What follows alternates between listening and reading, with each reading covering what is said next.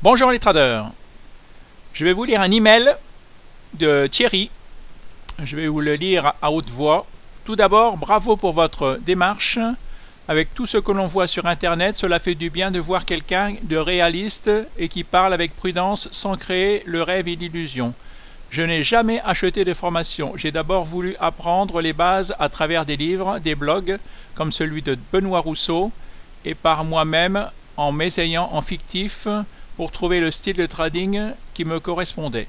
J'ai donc laissé le day trading, trop chronophage à mon goût, pour me porter sur le swing trading.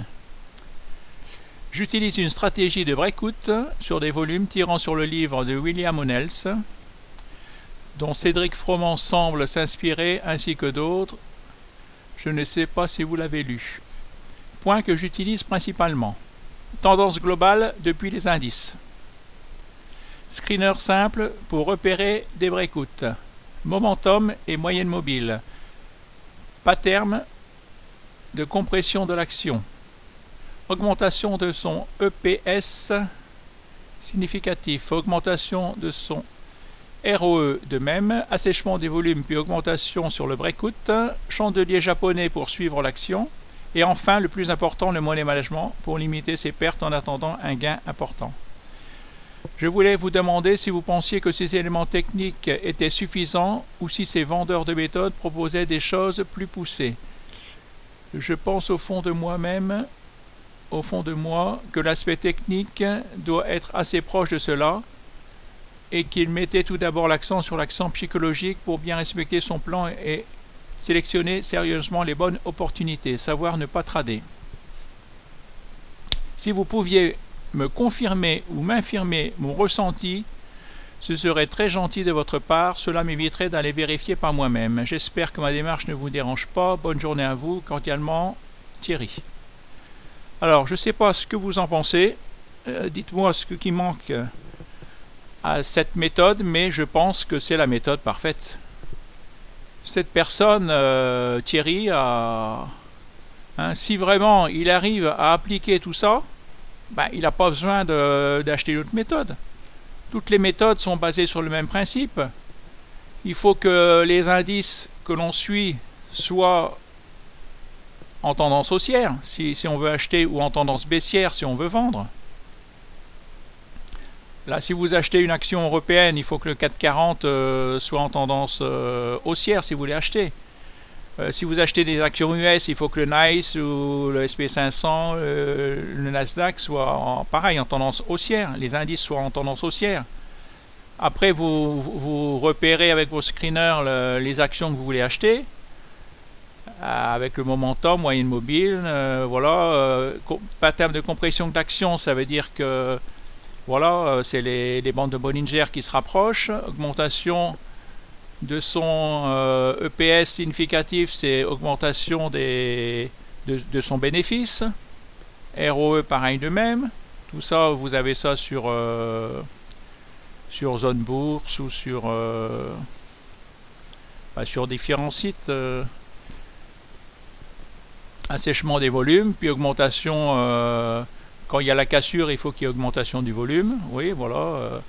En plus, avec chandelier japonais, que dire de plus? Je ne sais pas si s'il y a quelqu'un qui voit quelque chose de plus, et en plus savoir ne pas trader, voilà. S'il n'y a pas une action qui a tout ça, savoir ne pas trader, ça serait parfait. Mais ça, c'est le problème, c'est que souvent, on fait pas ce que c'est facile de d'écrire noir sur blanc ce qu'il faut faire. Là, je me suis amusé à écrire un peu ce qu'il fallait que j'oublie pas, parce que en fin de compte, là, j'ai tout oublié. J'ai tout oublié. Je sais ce qu'il faut faire, mais je ne le fais plus. Alors je me console en me disant, bon, c'est pas grave, je suis amoureux, j'ai trouvé la femme de ma vie, donc heureux en amour, malheureux en bourse. Mais bon, il va falloir que, c'est pour ça, je vais arrêter de, je vais essayer de me reposer un peu. Attendez, je vous montre mon portefeuille. Vous allez voir. Là, j'ai tout vendu. J'ai tout vendu. Là, je me suis aperçu que toutes les actions sur la santé, elles étaient toutes en train de se réveiller. Mais bon, vous voyez, je n'ai plus que 2 actions. Et bon, c'est pas gai, hein, puisque j'ai une action qui est à moins 2%, une action à moins 1,51. Mais bon, je pense que voilà, je ne fais rien d'autre. Je surveille. Je surveille. Ah, si bien, là j'ai complètement, sur ces 2 actions, j'ai mis tout mon portefeuille, tout mon PEA. Vous voyez, j'ai plus d'argent disponible. Là je suis en perte de 681 €. C'est les 15 derniers jours derniers, j'ai perdu 2000 €. Donc je me suis dit, il est bon que je me rappelle un peu ce qu'il faut faire. Alors, trader avec de l'argent que vous n'avez pas besoin. Acceptez de changer votre mode intérieur. Alors le plus dur, c'est ça. C'est votre cerveau, votre mental, savoir ne pas trader, savoir croyez en votre bonne étoile. 60% de la méthode, c'est vous. Gérez vos émotions, formez-vous. Il faut quand même vous former. Ben lui, il n'a pas besoin de se former à première vue. Si il a tout est bon. Mais si vous vous formez, ben, ça va plus vite, quoi. Puisque vous passez derrière quelqu'un qui vous montre ce qu'il a fait. Il a fait les erreurs à votre place. Soyez curieux, mangez du grave, des vidéos sur la bourse, mais ne croyez pas tout ce que l'on vous dit. 9 fois sur 10. Enfin, bon, ben voilà, bon, apprenez des meilleurs. La bourse ne pardonne aucune erreur, toujours trader dans le sens du marché, trouver dans quelle phase de cycle on se trouve le marché, ne pas s'intéresser à ses investissements, ne pas investir assez d'argent, ne pas placer toutes ses économies en bourse, avoir une stratégie, il faut une stratégie, toujours analyser et se baser sur 3 unités de temps, ou minimum 2 unités de temps, unité de temps supérieure pour la tendance, unité de temps pour le contrôle, et la dernière unité de temps pour prendre position. Et bon, des fois, c'est pareil, tout ça j'oublie, hein. Je veux aller trop vite, fixez-vous des objectifs réalisables. Toutes les méthodes fonctionnent, mais pas tout le temps. Vouloir tout trader en swing, en day, en scalping, vouloir tout faire, on se dit voilà, je vais faire les actions, les CFD, le forex, le futur, les trackers, les SRD, les warrants, les turbos, les certificats, les marchés libres, l'or, les céréales, les matières premières, les indices, les ETF, surtout les marchés. Allez, je vais regarder l'Euronext, Amsterdam, le DAX, le Japon, la Chine. Et il faut savoir, essayez de vous spécialisez-vous, essayez de vous spécialiser, essayez de ne pas avoir trop d'actions, ayez toujours un plan de trading et le suivre, fixez-vous des règles et les appliquez. Tiens, ben, je vais vous poser une colle. Vous avez un compte titre. Vous avez besoin d'argent, donc vous devez vendre. Vous devez déplacer, peu importe, 10 000 € de votre compte titre. Donc c'est possible. Vous avez un peu d'argent liquide. Et vous avez 3 actions. Vous avez une action qui a plus 30% de plus-value latente. Vous avez une action qui vivote, qui est à 0, disons à 1% qui va de 1 à moins 1% de plus-value latente. Et vous avez une action qui a moins 15% de plus-value latente. Vous avez besoin d'argent, vous devez vendre l'une de ces 3 actions. Quelle est l'action que vous devez vendre? Je vous donne la réponse à la fin de cette vidéo. Alors, pensez à la fiscalité, aux investissements à l'étranger. Choisissez bien votre courtier. Ça, c'est sur mon site, je l'explique, je dis que je me suis fait avoir. CISEC, voilà, que si Si c'est écrit CISEC, chip, tout ça, option binaire, tout ça, c'est ne pas faire, ne pas acheter. Choisissez une plateforme pratique à utiliser. C'est pareil, il vous faut une plateforme que vous compreniez, que vous sachiez l'utiliser. Ne vous laissez pas dominer par vos émotions. Soyez passionné.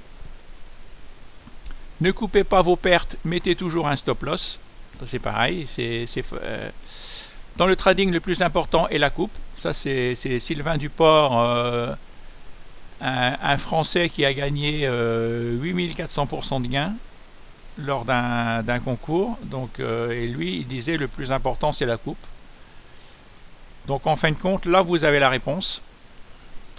Ne vous punissez pas d'avoir fait des erreurs, mais analysez-les afin de ne plus en faire. Félicitez-vous de vos gains. Essayez de ne pas suivre les conseils des autres, parce que vous pouvez, moi par exemple, je peux vous dire, ah ben tiens, voilà, je vais acheter telle action ou telle action, mais il ne faut pas l'acheter bêtement. C'est à vous de... Vous devez être responsable de vos gains, de vos pertes. C'est à vous de vous dire non, moi, par exemple, je regarde les actions qu'a acheté Julien Flo. Si j'en vois pour moi, je les sens pas, je les achète pas.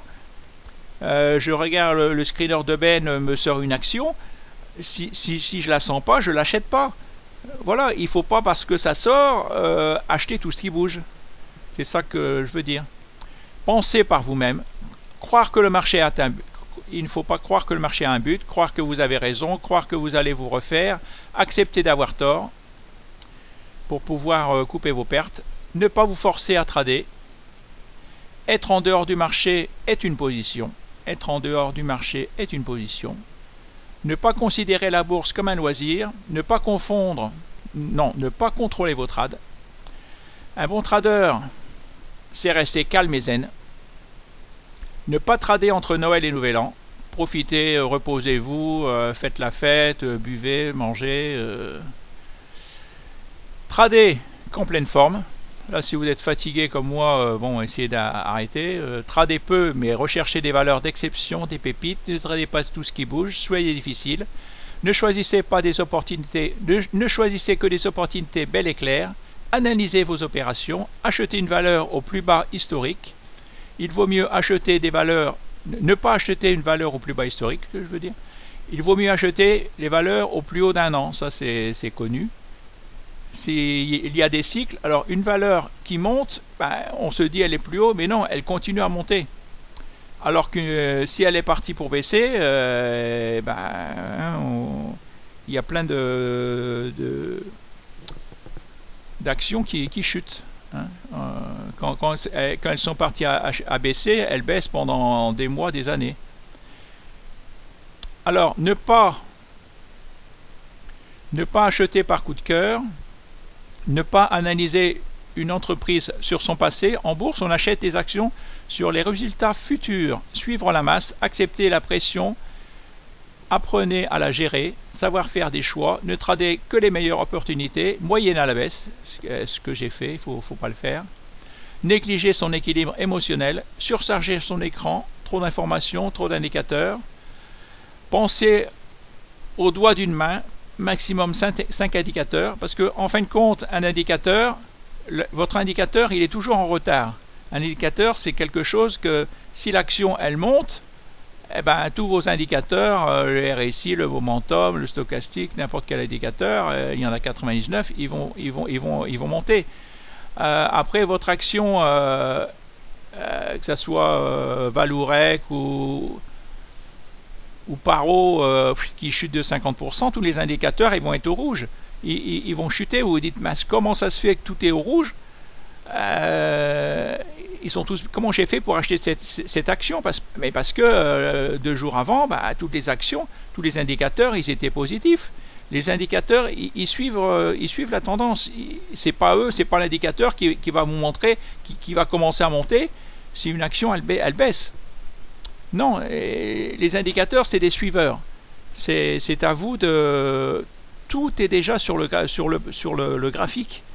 Mais par contre, c'est ça le problème. Comme moi aussi j'ai ce problème-là. je me mets des indicateurs pour me donner confiance, pour me dire tiens, oui, ils ont tous raison avec moi. Mais tout ça, c'est des erreurs. C'est des erreurs que... Et une fois qu'on a commencé avec des erreurs, c'est dur de se changer. C'est dur de se changer. Alors, tiens, je vais vous répondre. Donc, vous avez l'action que vous devez vendre. Et c'est l'action qui est à moins 15%. Il faut toujours couper vos pertes et laisser courir vos gains. Mais ça, c'est pareil. Même si vous avez répondu vrai, vous allez avoir votre compte. Vous allez voir votre compte de trading et vous allez voir que